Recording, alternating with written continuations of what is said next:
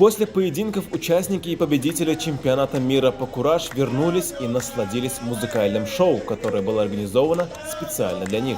Олимпийский городок превратился в настоящий праздник, где спортсмены наслаждались завершением первого дня этого уникального события. Рада тем, что смогла показать хороший результат. Конечно, не тот, который хотелось, но шкур, как говорится. Концерт, который стал великолепным завершением сегодняшних соревнований, предложил не только эмоциональный отдых после напряженных поединков, но и подчеркнул мультикультурный дух чемпионата. Творческие коллективы представили свои музыкальные номера, отражающие богатство культурного наследия, присутствующего на этом мировом спортивном событии. Спортсмены, покинув борьбу на ковре, стали не только зрителями, но и участниками этой музыкальной симфонии. Их энергия и восторг добавили особый шарм этому вечеру, сделав его незабываемым для всех присутствующих.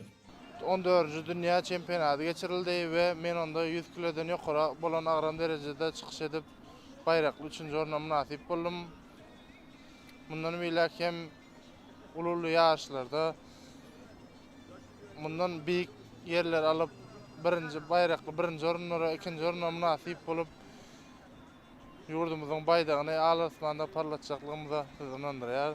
Biz turgönlere geçmek üçin ähli şertler döredip berilen, biz muňa ören begenýäs, buýsanýas we fırsatdan peýdalanyp gahrman we mähriban arkadagy gahrman serdarymyza köp sag bolsun aýdýas, goýularyň tutýan tutumly işleri mundan beýle rowaj alsyn. Олимпийский городок стал местом, где спорт встретился с искусством, а мировое братство и единство были явны на каждом шагу. События последних дней дали новый импульс популяризации этого уникального вида спорта.